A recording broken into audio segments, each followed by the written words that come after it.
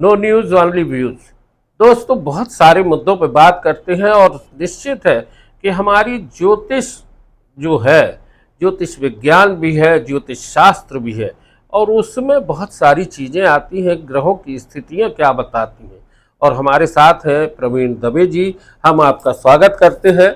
और दबे जी, जिस तरह की स्थितियां हैं, ग्रहों की स्थितियां क्या बोल रही हैं? जैसा कि अभी देश में काफ़ी कुछ बवाल की स्थिति बनी, कश्मीर में एक धमाका आतंकी हो गया, 26 लोगों की मौत हो गई।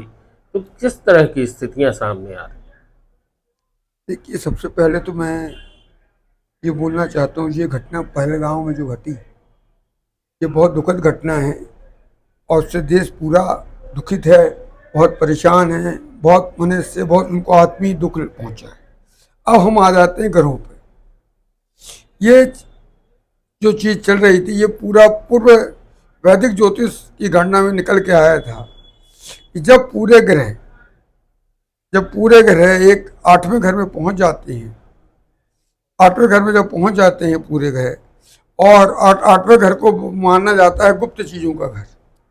माने कब घटना कौन क्या हो जाएगी आप उसके अंदाज नहीं लगा सकते। 8वां ग्रह घर वो है ज्योतिष की वैदिक गणना में। पूरे 6 ग्रह सब वहां जाके बैठ गए, और सबसे बड़ी बात है वहां जाके राहु भी बैठ गया, जो अज्ञात घटनाओं को जन्म देने वाला ग्रह है। अब हुआ क्या इस घटना में, सूर्य जो इस साल का राजा भी है, इस साल का प्रधानमंत्री भी है, वो भी वहां बैठ गया मीन राशि में जाके। और जो ही वो 14 अप्रैल से और 15 अप्रैल के बीच में वो गया अपने मेष राशि में, जो सूर्य जहां पावरफुल उच्च का होता है। तो सुनियोजित बात ये थी कि यह वैदिक ज्योतिष बता रहा था कि कोई ना कोई बहुत बड़ा ऐसी देश में घटना घटेगी जिसमें देश का राजतंत्र संसार हो जाएगा, जिसको रोक ही नहीं पाएगा। वो ज्योतिष, वैदिक ज्योतिष में बात कई ज्योतिषों ने भी कही, मैंने भी कही, और ये ज्योतिष में निकल के आ गया है। अभी ये तो अभी तो मेरा जो कहना है कि सितंबर तक ये चलेगा। सितंबर तक के बीच में कई घटनाएं अभी सामने आएंगी देश में। लेकिन केवल भारत में कि पूरे विश्व के लिए है ये। आप देखिए, इस बार यूक्रेन, ईरान, अपने इसके बाद अपने इजराइल, ये जो सब कंट्रियां हैं इस बार बहुत दबाव में रहने वाली हैं।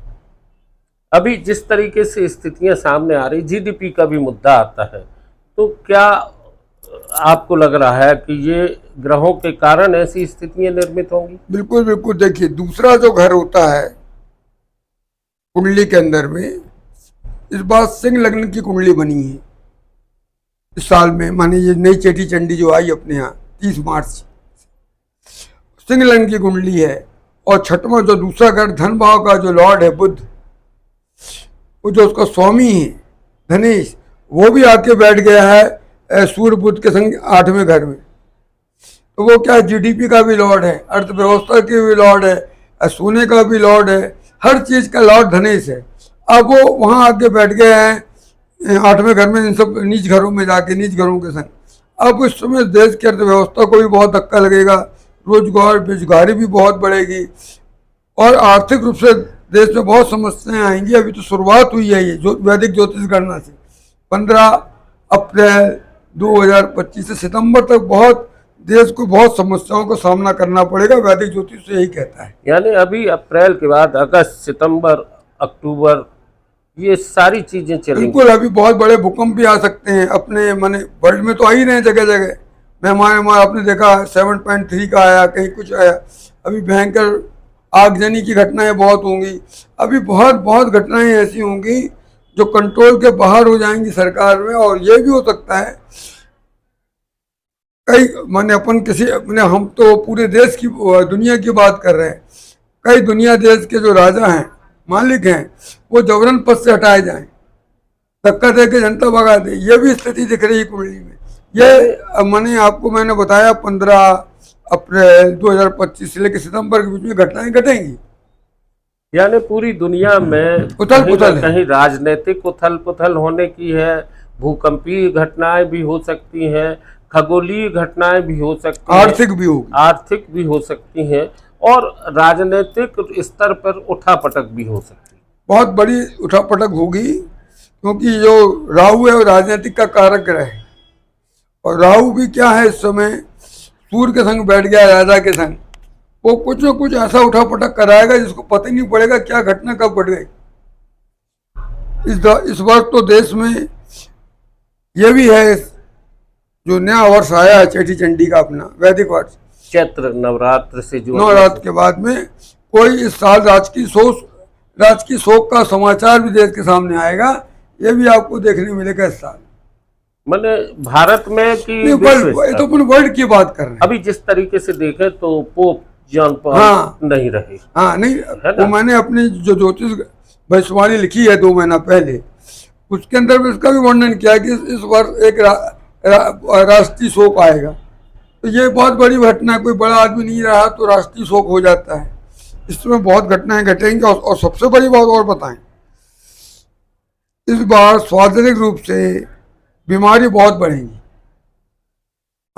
कोई संक्रमण इतना बढ़ेगा कि आदमी डॉक्टर के रोज चक्कर काटता आपको दिखेगा, जिसको पूछोगे वो परेशान है और डॉक्टर के जाता मिलेगा। इस तरह का वायरस फिर से दिखेगा कि लोग बीमारी से परेशान होकर डॉक्टरों के चक्कर काटेंगे पूरे साल। दोस्तों, प्रवीण दवे जी लगातार ज्योतिष पे अध्ययन भी करते हैं और बहुत गहराई से ग्रहों की गणनाओं को समझते भी हैं।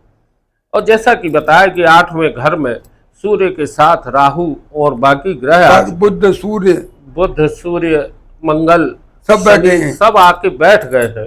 तो इसके परिणाम अगर ज्योतिष के हिसाब से देखा जाए तो ये सारे ग्रहों का एक जगह पर जम जाना कुछ न कुछ उथल पुथल के संकेत तो देते ही है।